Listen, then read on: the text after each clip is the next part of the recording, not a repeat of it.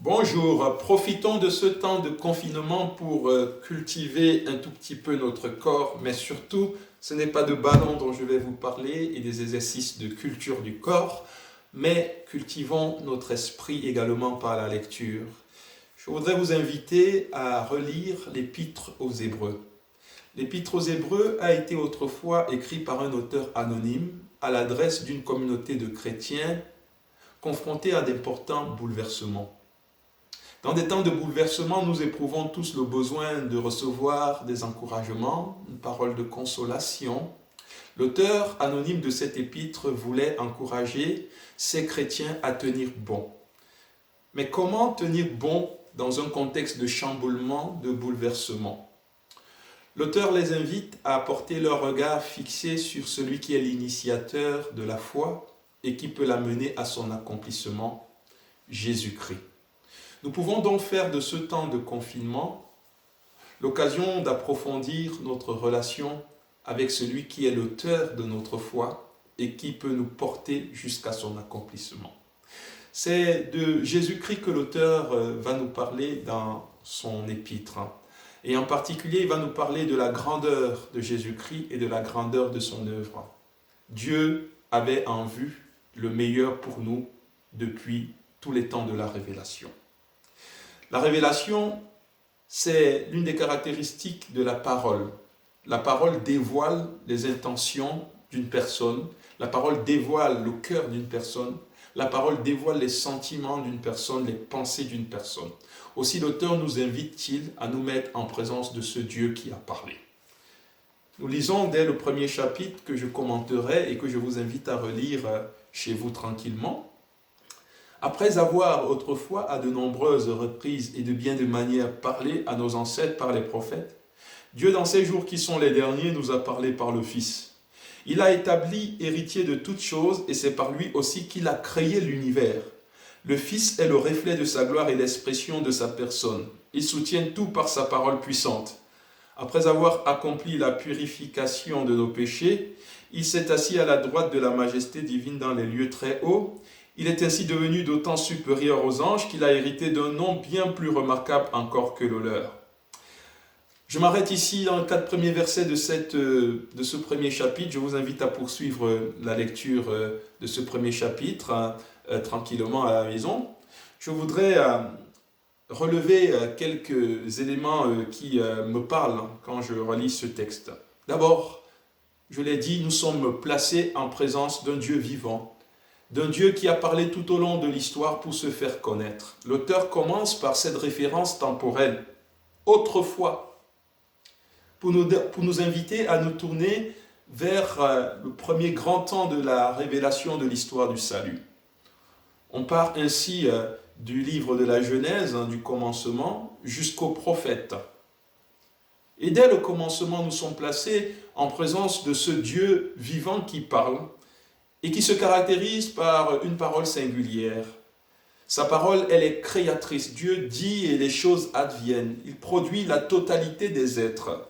Dieu parle et le tohu-bohu est ordonné. Il sépare, il distingue. Dieu parle et la création est animée.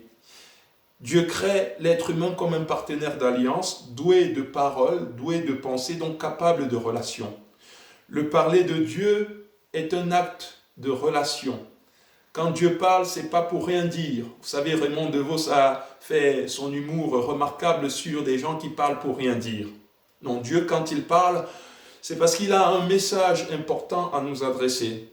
Et c'est parce qu'il souhaite être en relation personnellement avec chacun de nous. Alors, il a multiplié les modalités de sa parole. L'auteur nous dit qu'il a parlé à de nombreuses reprises et de bien de diverses manières. Nous, aujourd'hui, nous avons une panoplie d'outils de communication et nous éprouvons dans ce temps de confinement le besoin de rester en lien avec les membres de nos familles, avec nos amis, avec nos proches, nos voisins, avec tous ceux qui nous sont chers. Nous utilisons pour cela les réseaux sociaux, Internet, le téléphone et d'autres moyens de communication encore.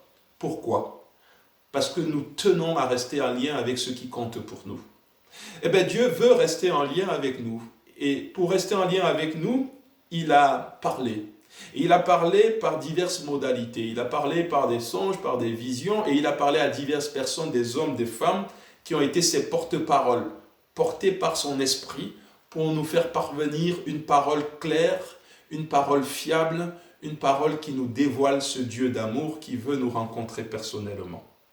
Il a parlé aux pères, c'est-à-dire aux ancêtres d'Israël.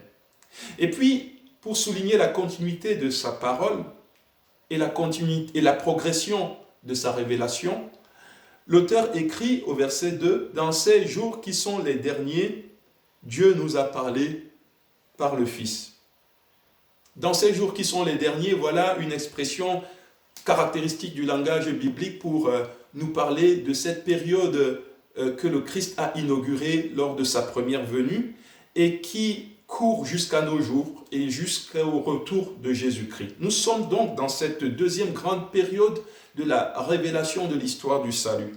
Et dorénavant, c'est en quelqu'un qui a le rang de fils.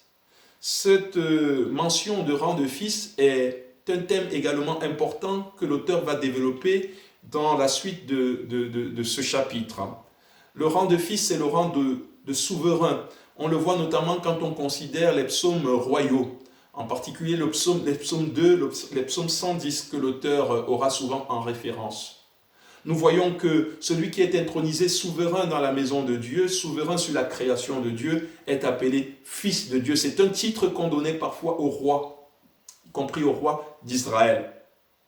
L'auteur veut donc nous parler, nous inviter à nous tourner vers ce personnage qui est de haut rang et qui est notre Seigneur. Le Fils, nous dit-il, est la parole ultime de Dieu. Il est la révélation spéciale de Dieu. Nous ne pouvons pas en réalité connaître vraiment le Père si nous ne connaissons pas le Fils. Voilà pourquoi c'est important de prendre le temps d'approfondir sa relation avec le Fils et la compréhension du salut que le Fils accomplit.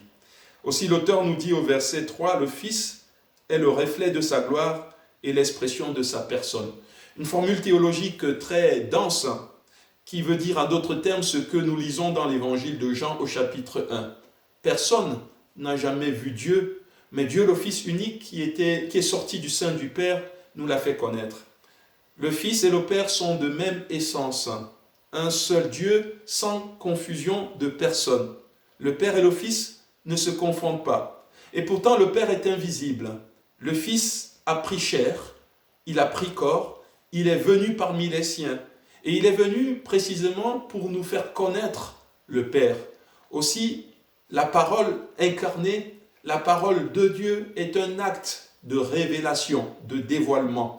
J'ai commencé en disant que lorsque quelqu'un parle, il nous dévoile sa pensée, il nous dévoile ses sentiments, il nous dévoile ses attentes. De même, le Fils nous dévoile à travers sa parole qui est le Père.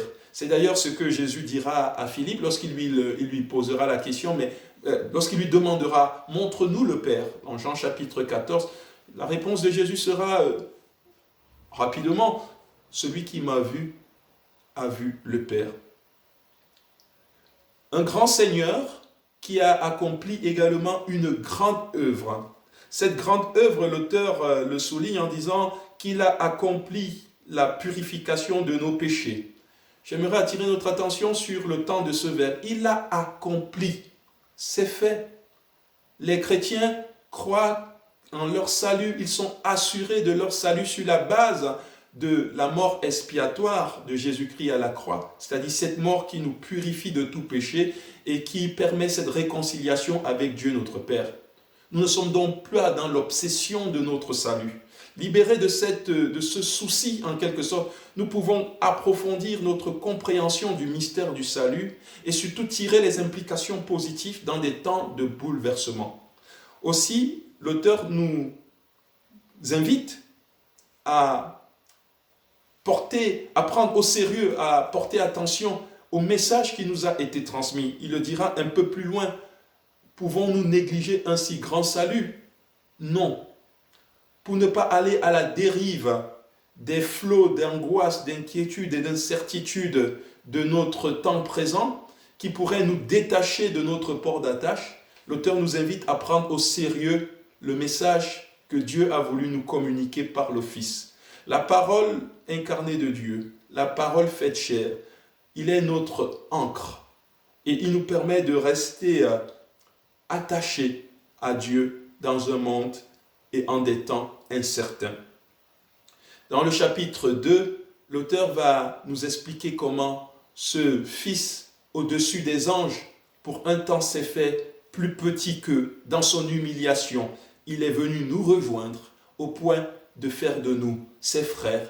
Il nous dira que le Christ n'a pas honte de nous appeler ses frères. C'est l'objet de la deuxième vidéo. Entre-temps, je vous invite à méditer ce premier chapitre et je vous dis à très bientôt.